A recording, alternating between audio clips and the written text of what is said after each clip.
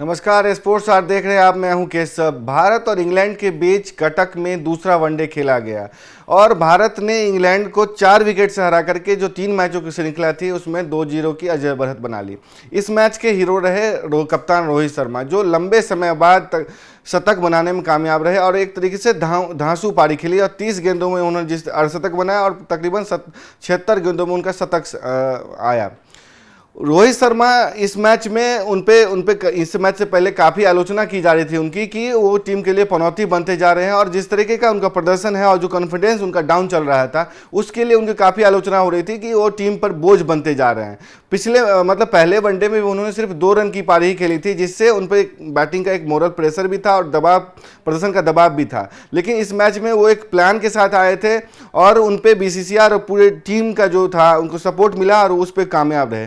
रोहित शर्मा को पता था कि बॉडी के इर्द गिर्द गेंद करना है, यानी कि हाफ वे जो है उसके आसपास स्टंप पे गेंद करेंगे इंग्लैंड की टीम, उसे किस तरीके से डील करना है। रोहित शर्मा पूरी प्लान के साथ आए थे और उन्होंने उसी के इर्द गिर्द पूरी पारी खेली और शतक बनाने में कामयाब रहे और जो 303 का या तकरीबन जो 305 का स्कोर था उसे बौना कर दिया। भारतीय टीम 44 ओवर के आसपास ये मैच जीत गई। जहां तक आप इस मैच में जो हम देखते हैं, बैटिंग ऑर्डर देखते हैं या जो टीम देखते हैं, यही टीम ऑर्डर जो कह सकते हैं चैंपियंस ट्रॉफी में भी हमें देखने को मिल सकता है। जो मीडिया के हवाले से खबर सामने आ रही है, मीडिया रिपोर्ट्स में, उसके आधार पर बीसीसीआई ने इस मैच से विराट कोहली की वापसी हुई तो यशस्वी जायसवाल को ड्रॉप कर दिया गया। इससे पहले आपने देखा कि यशस्वी जायसवाल को पहले मैच में डेब्यू का मौका दिया गया था और श्रेयस अय्यर पर उनको तवज्जो दी गई थी। लेकिन जब विराट कोहली बाहर हुए तो श्रेयस अय्यर को एंट्री मिली और उस मैच में भी उन्होंने अर्धशतकीय पारी खेली थी, जिससे उनका टीम में जगह पक्का हो गया। ऐसे में उनको टीम में बरकरार रखना बीसीसीआई पे एक मोरल प्रेशर भी था और ये भी कहा जा रहा था कि जिसने प्रदर्शन किया उसको कंटिन्यू करो, और दूसरे वनडे में यशस्वी जायसवाल को ड्रॉप कर दिया गया। बीसीसीआई ओपनिंग के तौर पे रोहित शर्मा और सुमन गिल का कॉम्बिनेशन दूसरे वनडे में चेक करना चाह रहा था ताकि इसी कॉम्बिनेशन के साथ पूरे चैंपियंस ट्रॉफी में भी खेला जा सके। और जिस तरीके का पारी भारतीय कप्तान रोहित शर्मा और सुमन गिल ने खेली, जिस तरीके की पार्टनरशिप की और 300 के लक्ष्य को भी बौना कर दिया, उसके बाद बीसीसीआई की योजना को कहा जा रहा है कि सफल हो गई है और इसी कॉम्बिनेशन के साथ भारतीय टीम चैंपियंस ट्रॉफी में भी खेलेगी।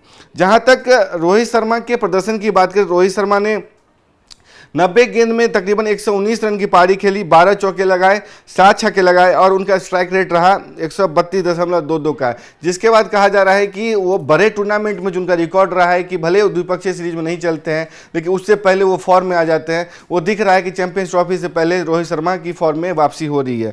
जहां तक सुमन गिल की बात करें तो पहले वनडे में भी उन्होंने अर्धशतकीय पारी खेली थी और नर्वस 90s का शिकार हुए थे, लेकिन दूसरे जो कह सकते हैं कि वनडे है उसमें भी उन्होंने अर्धशतक की पारी खेली, कप्तान का अच्छा साथ दिया और यहां पे उन्होंने 60 रन बनाए, 52 गेंदों का सामना किया, 9 चौका, 1 छक्का और 115.38 का स्ट्राइक रेट रहा। सुमन गिल की पारी इतनी बेहतरीन रही कि कप्तान रोहित शर्मा भी उनकी तारीफ करने से पीछे नहीं हटे। उन्होंने कहा कि सुमन गिल बहुत बढ़िया खेलते, बढ़िया साथ देते हैं और वो ऐसे प्लेयर हैं जो मुश्किल परिस्थितियों में भी नहीं घबराते हैं। जहां तक इस मैच की बात करें तो टीम का ओवरऑल प्रदर्शन बढ़िया रहा। सुमन गिल ने भी कुछ बेहतरीन कैच पकड़े और जो फील्डिंग का स्तर था भारतीय टीम का वो भी काफ़ी बेहतरीन था। जब शुरुआत में इंग्लैंड की 80 रनों की पारी हो गई थी उस समय ऐसा लग रहा था इंग्लैंड बड़े स्कोर की तरफ बढ़ रहा है, लेकिन जडेजा ने आकर ब्रेक थ्रू दिलाया। उसके बाद हर्षित राणा ने भी बढ़िया गेंदबाजी की, मोहम्मद शमी ने भी कुछ रन खाए लेकिन बाद में उन्होंने सधी हुई गेंदबाजी की।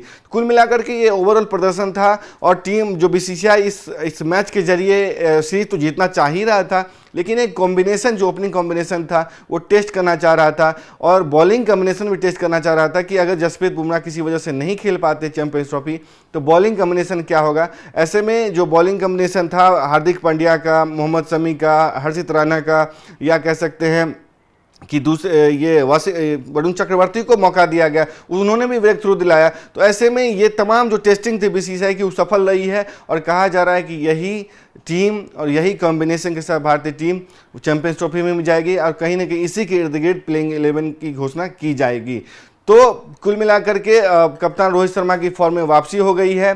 भारत ने ये सीरीज जीत ली है तो कह सकते हैं कि भारतीय टीम हाई मोरल के साथ चैंपियंस ट्रॉफी में जा सकती है, क्योंकि उसका कप्तान अगर फॉर्म में वापस आता है तो विरोधियों के लिए नींद हराम हो सकती है। ऐसे में आपको जो भी लगता है कि कप्तान रोहित शर्मा के प्रदर्शन के बारे में या तीसरे वनडे में किसे टेस्ट देना चाहिए या विनिंग कॉम्बिनेशन के साथ हमें तीसरे वनडे में भी उतरने चाहिए, तो आपको जो भी लगता है स्पोर्ट्स आर कमेंट बॉक्स खुला हुआ है, कमेंट कर बताएं। तब तक के लिए देखते रहें स्पोर्ट्स आर। नमस्कार।